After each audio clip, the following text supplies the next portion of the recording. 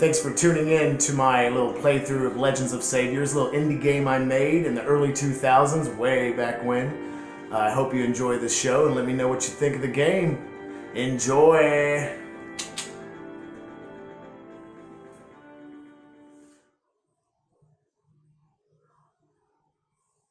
Oh, hello.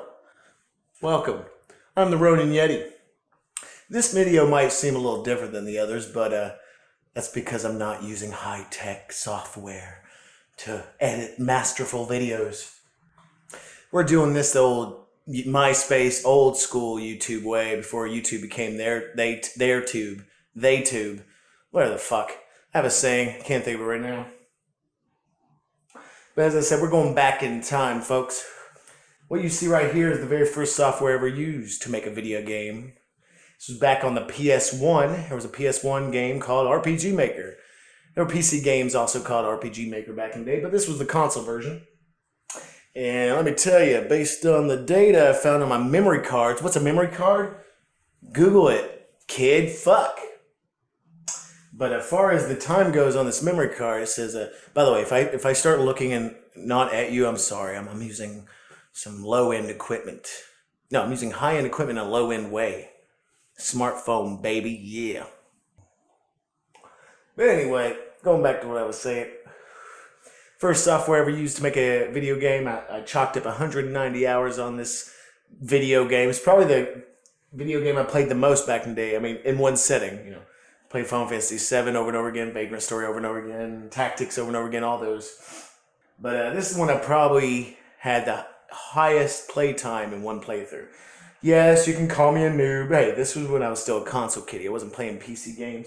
And everyone knows PC games are way more addictive, multiplayer especially, than single player. So, I know you faggots out there with your 4,000 hours on Team Fortress 2 or whatever else, or League of Legends. Blow me. Anyway, we're not here for my diatribe against my viewers. We're here for the game. But yeah, RPGMaker, the money maker. Ha! I wish. This was like your interface of how you made the game.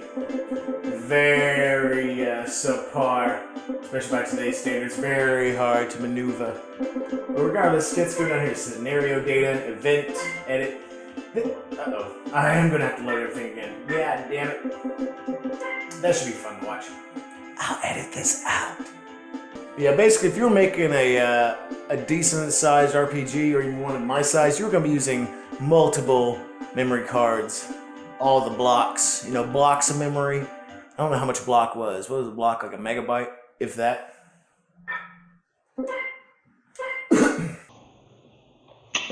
As you see, the music changed, because when I made the game, I could only hear some of those songs so many fucking times before I was going insane. I had to turn that shit off. Oh, by the way, while this is loading, you might see some fan art up there of Kale. One of our characters, and Kafal, his persona.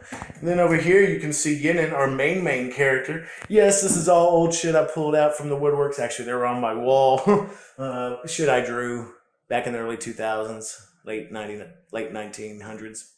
Yeah, the latest of the 1900s. So we're going back in time, I told you.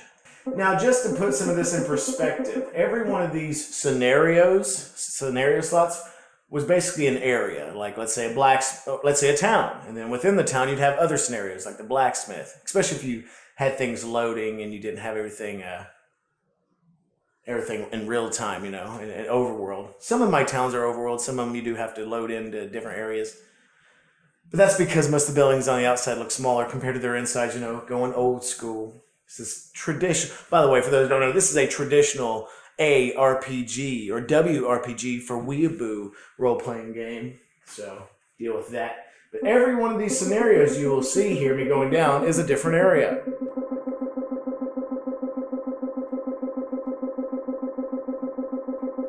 Are we done? Nope, still going.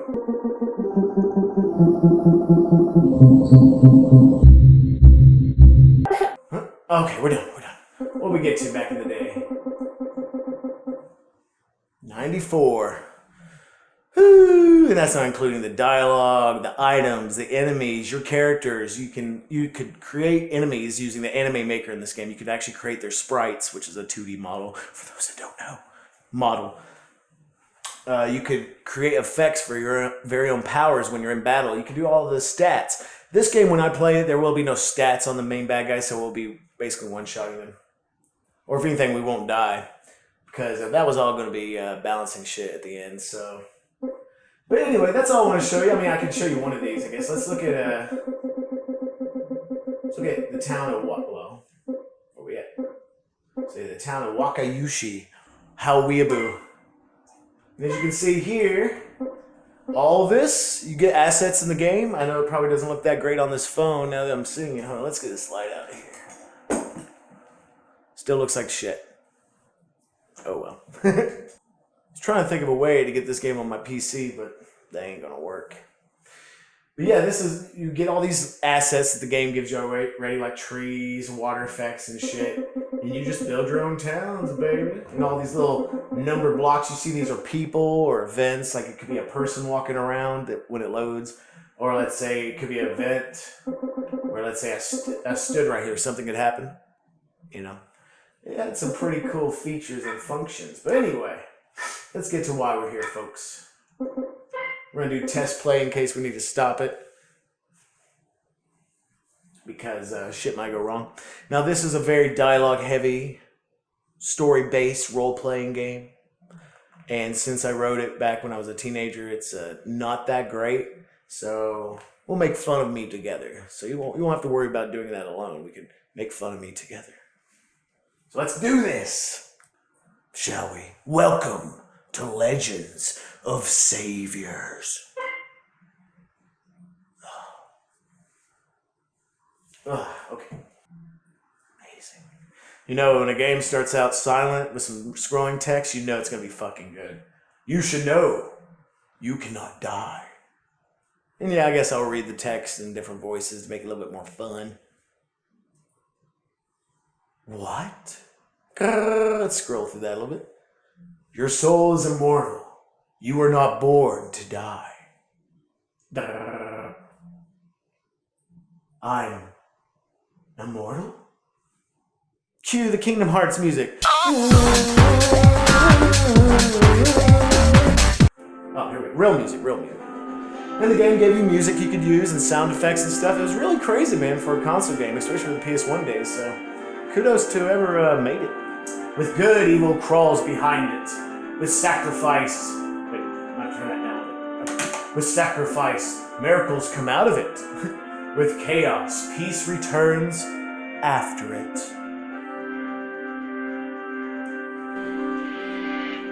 There's our main character again, dueling some samurai garb dude. Oh, producer Chris Royce, I think I've heard of that guy. We know who that guy is, I think.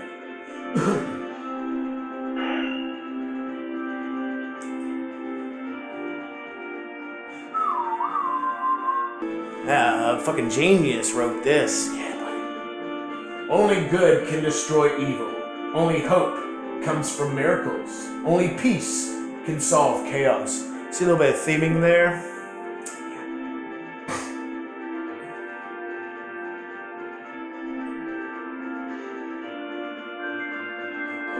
Oh, look at the visual effects. Oh, wow. Oh, Yinen's been taken on by the soul. He's got, oh. Hopefully you can see that on the camera because it looks like shit from here. I can always change the color later. Looks like a sword was gleaming through the starlight.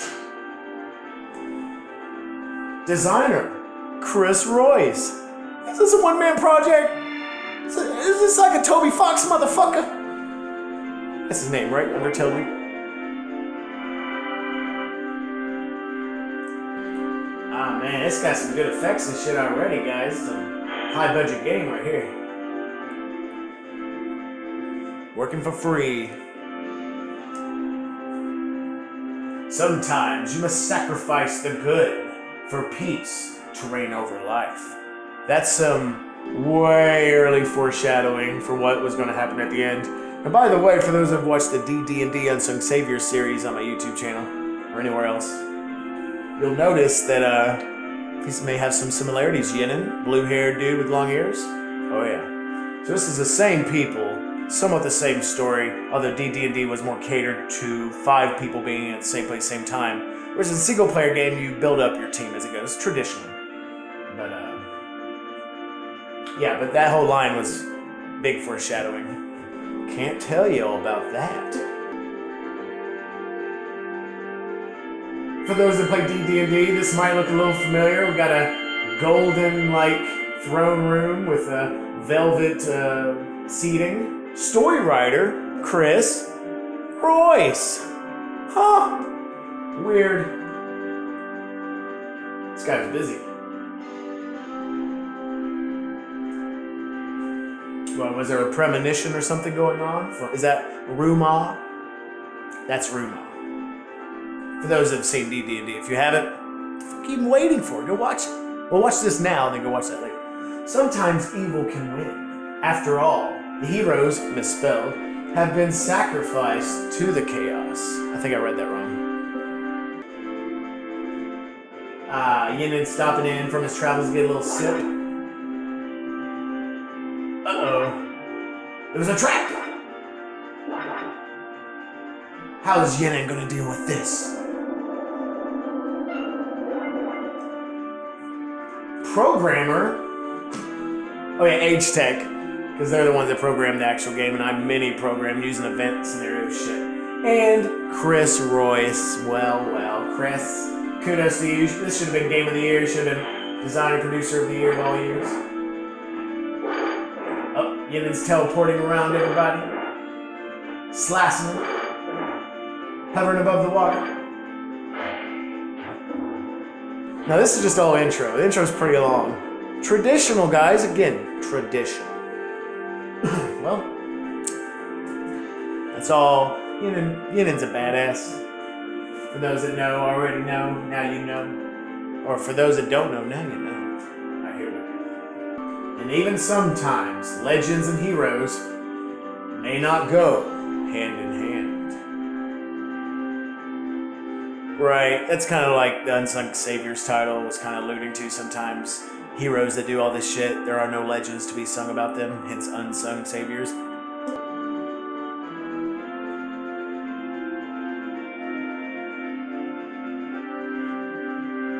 Director, Chris Royce. Yet again.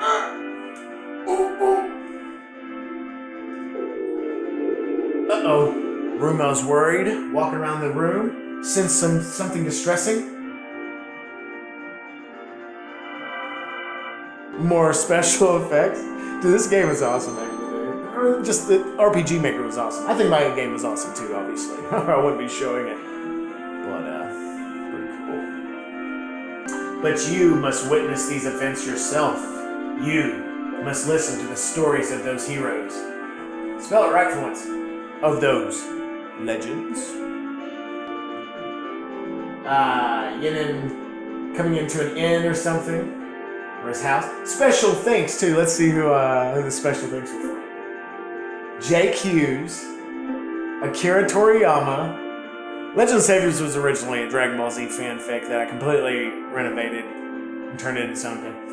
And everybody in my life. Aw, how cute.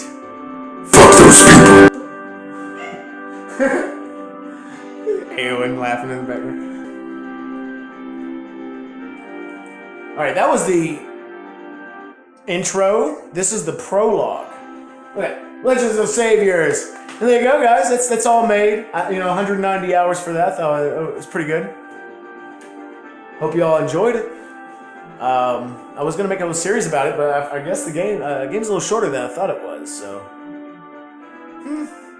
oh well. But I have fond memories of making it, of course. So, but tune in next time for whatever new thing I'm getting into. What's this? Thanks for watching the very first episode of Legends of Saviors: The Buntaien Souls. Stay tuned for episode 2.